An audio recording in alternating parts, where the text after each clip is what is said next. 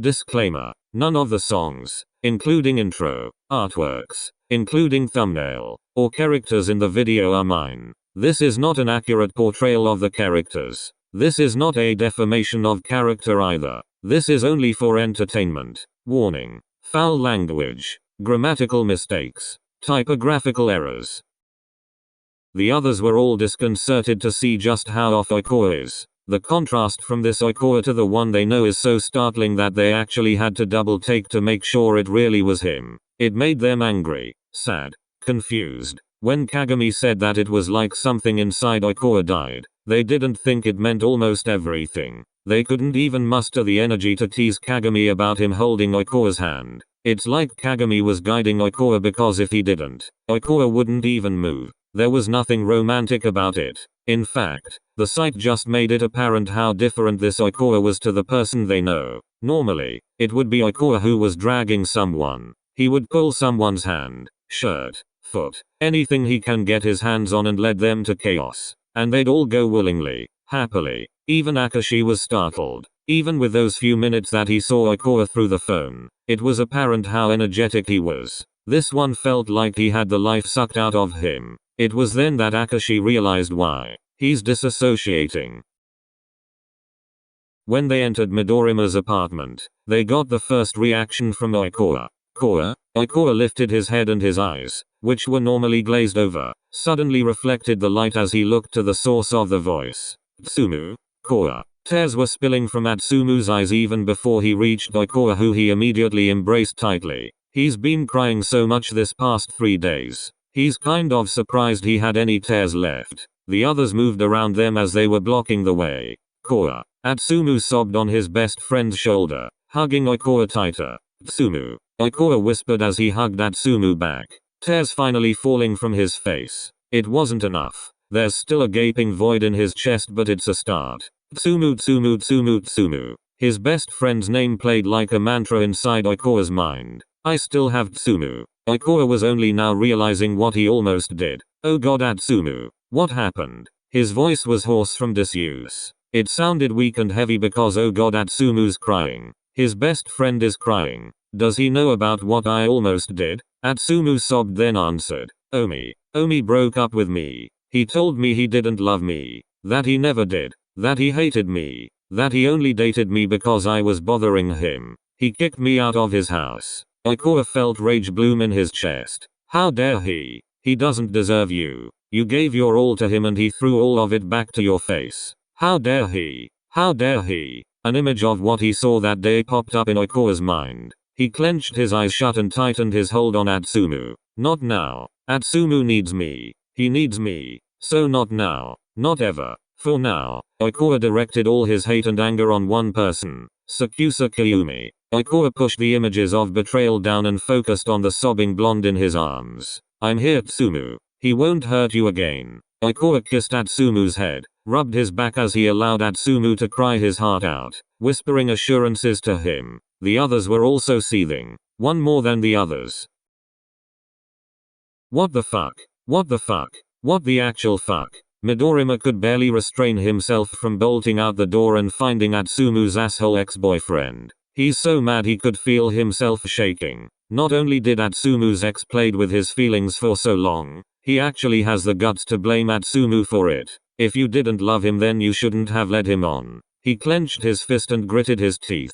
You hated Atsumu-san because he was bothering you. Fuck you. Next time, if you don't wanna be bothered, maybe try not to fucking be their boyfriend. A quick look at everyone showed that they were in the same boat as him. They were all seething. They remembered what Midorima said about Atsumu's state when he found him. A simple look at Atsumu and seeing 2 big clothes on him made them even angrier. What kind of asshole kicks out a broken-hearted person in winter in clothes that makes them practically naked due to the weather? Midorima calmed himself down. He needs to be here for Atsumu. If that means not getting a punch in at his asshole ex then that's fine. Atsumu's state is his concern. He noticed that Atsumu's cries were starting to calm down. Atsumu moved away from the hug and wiped his tears as he faced Aora and studied him.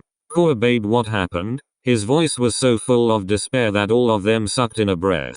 Atsumu noticed Aora's expression, or lack thereof. This person in front of him isn't the Aora he knows. But it's still Aora and he loves Aora, so he's going to be there for him. Babe, what happened? Atsumu asked again when Aora didn't answer. I'm fine, Atsumu. Atsumu frowned and looked around.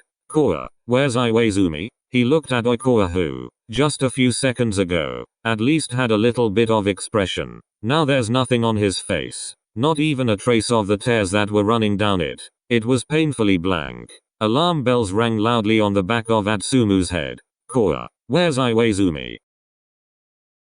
Aora smiled. Small, fake, blank, cold. So fucking cold it was painful. We broke up too. Why? Atsumu is scared. If Aora and Iwaizumi broke up, something big happened because Aora wouldn't just let go of Iwaizumi so easily. Neither of them would let go of each other so easily. They've got too much history for that. Then, Aora replied. He cheated. His answer was whispered but the words boomed in the silence of the room. What? Atsumu could feel his mind go blank. Iwaizumi cheated? What? Why? How? How could he? He can't even become mad because he's too surprised. Iwaizumi is the last person in the world he would expect to cheat. More so even than Sakusa. Because Iwaizumi and Aora practically spent their entire lives together. There's no way he can just throw away all that they've been through together for someone else. I found them having sex on the couch when I went to his apartment. Aora shrugged. Like what happened to him was nothing. Like he wasn't just betrayed by his best friend. Because even if they call each other best friends, they both know that Aora's real best friend is Iwaizumi, as Atsumu's is Osamu. Atsumu could feel a part of himself die slowly. But that's nothing compared to what Aora lost. Iwaizumi is a huge part of Aora's life. He was there for a lot of Aora's first. He's basically Atsumu's Osamu before he became Atsumu's Sakusa. What died with Aora wasn't just a part of him. What died was Aora's foundation. Because that was what Iwaizumi was. He was the pillar that Aora could always lean on. And now he's gone. And with him, Aora crumbled. Oh god. Oh my god. Oh my god, Aora. Atsumu cried once again. This time, for his best friend who could no longer cry for himself. One thing that Kagami took pride on is that even when he's a hothead, he never really hated anyone. Now though, he loathes Iwaizumi. Cheating is one of the things he could never forgive. And to see one of his friends, the one he likes, get cheated on made him aware to how twisted the human mind can be. If people can read minds, he'd be in prison now for all the scenarios playing in his head as to what would happen to the faceless Iwaizumi if he got his hands on him. Aora is a diamond. A strong, beautiful, and absolutely precious treasure that anyone would be fighting for. And the one person that could treasure him to the fullest cheated on him, broke him, grinded his very being to dust and scattered it to the wind. It took one person to break Aora, and Kagami cursed Iwaizumi for doing so. Kagami turned around and walked out the door, slamming it in the process. The others were all too busy seething to notice. All except one. Kagami, where are you going? To Aora-san's ex. Midorima grabbed Kagami's arm. Are you stupid? Let me go. No. Do you even know where he is? Or what he even looks like? Kagami glared at Midorima but then took an unconscious step back when he saw the look on Midorima's face. He looks livid. Well, what are we supposed to do? Stand there and do nothing as Aora-san and Atsumu-san cry about their shitty exes? Kagami yelled since he didn't want Aora and Atsumu to know what he was planning. What we're doing is being there for them, to be the shoulder they cry on. I get that you're mad. Who isn't? But your anger isn't going to do anything but make things worse. How will that make things worse? I'm making sure those two get what's coming to them. Then what? Atsumu-san and Aora-san will find out. Then they will try to stop you and then they'll have to apologize to their exes for the trouble. You're going to force them to meet their exes, knowing that they're not yet ready, because you want to act like some kind of avenging angel. I wasn't. Kagami gritted his teeth, clenched his eyes and fist shut, then forcefully let out a breath. I didn't think about that. Sorry. It's fine. I get it. I want nothing more than to get them too, but that's not what Aora-san and Atsumu-san needs right now. Yeah. Midorima sighed then turned around to go back to the others. Stay here and calm down for a bit. Yeah.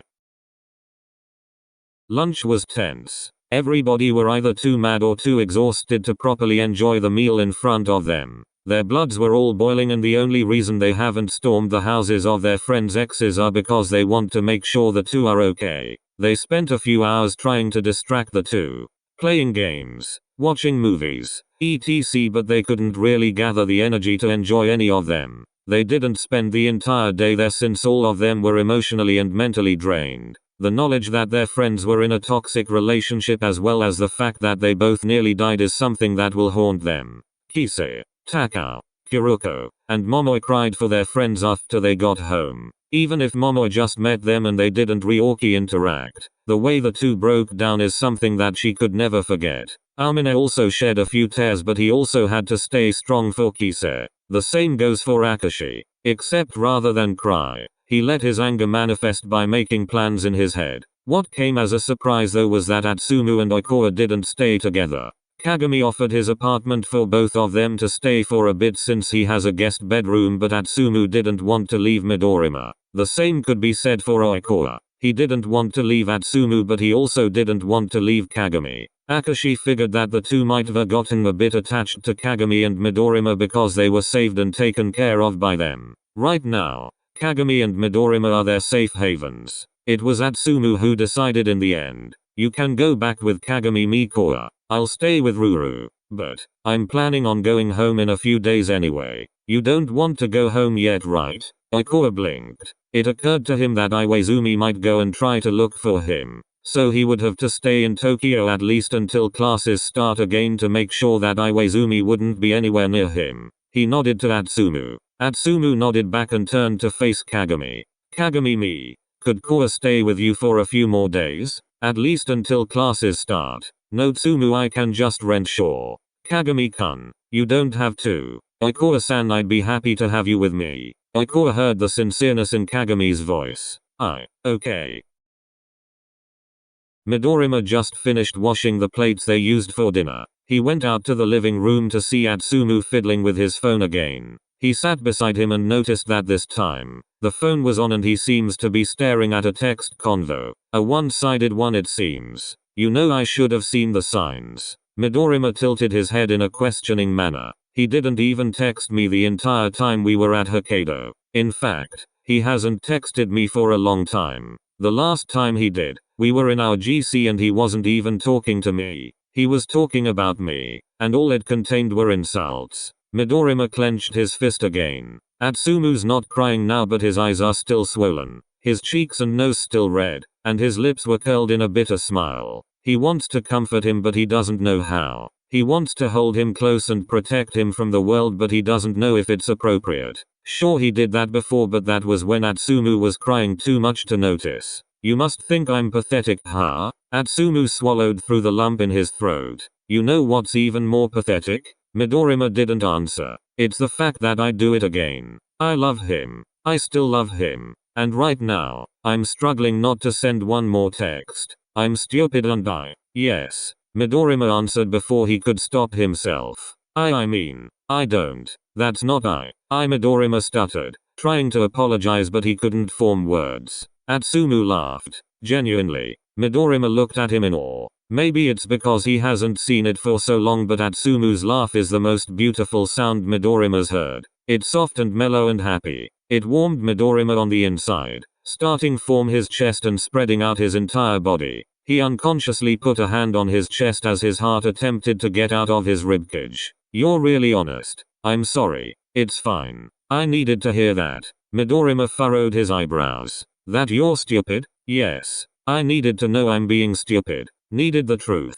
They both sat there in silence until Atsumu sighed, then handed Midorima his phone, which the latter accepted with a confused look on his face. Atsumu smiled softly at him. I don't think I can do it, so I'm asking you. Could you please delete all my social media accounts and block his number for me? Midorima didn't need to ask if Atsumu's sure, because his eyes had that fire in them again. The unwavering determination that he saw back in Hokkaido. As Midorima deleted everything, Atsumu sat back and breathed out. It still hurt, but it also felt good to take a step in moving on. A few minutes later, Midorima handed Atsumu back the phone. As he passed it, he spoke.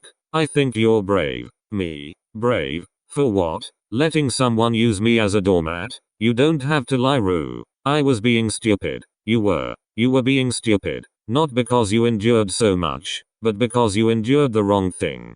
People always say that love is the strongest thing in the world because it can go through so much hardship but not only will stay the same but some grow even stronger. I always thought that was stupid because why would you endure that much hardship willingly just for someone? But I also admire people who could love that much. Who could keep going even through all the pain. Who could stand their ground even as the world is against them. Who would choose to lose everything but the one they love, for the one they love. Even if I think love is stupid, I also think it's incredibly powerful. And the people who love so much, are even more so. You're brave, Atsumu-san. Brave to give your heart to someone fully, despite getting nothing but pain. But you're also stupid. He was supposed to be your partner, Atsumu-san. You were supposed to face obstacles together. You weren't supposed to face them alone. Especially not if those obstacles came from him. Love was meant to withstand all hardships, Atsumu-san. It wasn't meant to endure abuse.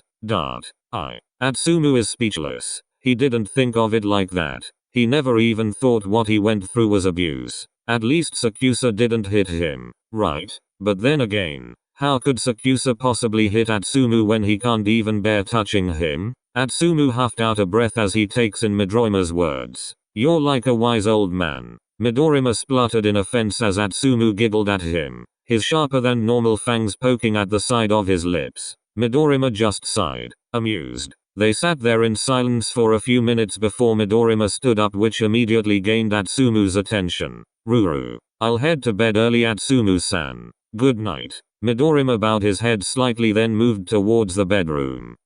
Wait. Midorima stopped and turned around to look at Atsumu. Yes, I'm coming with you. Midorima smiled, then took a few steps forward and handed Atsumu his hand, which Atsumu didn't really need, but he still took it. He stumbled slightly when his feet hit the floor because he was sitting on his legs before and they fell asleep. Thankfully, Midorima was there to catch him. You okay? Yeah, I just need a minute. They stood there for a few minutes, just enough to make sure Atsumu doesn't feel like his legs will glitch every time he takes a step. They eventually head to bed with Midorima going straight to his futon. Atsumu bit his lip. Rue? Yes, since I'm not sick now, you could take the bed. I'm fine, Atsumu-san. But this is your home. Really, Atsumu-san? I'm fine. Well, the bed is big enough for the both of us. Midorima stopped fixing his things. What? You can just sleep in the bed with me. Midorima could feel his heart pounding at those words. He put a hand on top of his chest, urging it to calm down.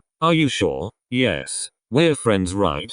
Core and I sleep on the same bed all the time. Oh. Midorima clutched his chest, feeling a slight twinge of pain which caused him to frown as he doesn't know what caused it. Do I have a heart condition? Unless you don't want to? Atsumu asked in a meek voice, his figure fidgeting at the side of the bed. Midorima didn't realize he didn't answer Atsumu's question, and Atsumu assumed that meant Midorima didn't want to sleep beside him. Realizing his mistake, Midorima hurriedly stood up and threw his things on the bed before hastily folding his futon back and just kicking it under the bed. Atsumu watched all this with wide eyes. Midorima was already tucked under the covers and Atsumu was still standing beside it with wide eyes. Everything happened within a second and he's taking quite a while to process it. Midorima, blushing, raised an eyebrow at Atsumu. Well, Atsumu-san, are you joining me or not? Atsumu smiled, wide and true, then jumped on the bed. Atsumu tucked himself in and faced Midorima with a smile so wide his swollen eyes almost vanished. Haha. Are you cold, Ruru? Midorima could feel his entire body go warm. I'm not now. Maybe it was seeing Atsumu that finally put a crack on the dam that was Oiko's emotions. But what collapsed it was something else. Something small,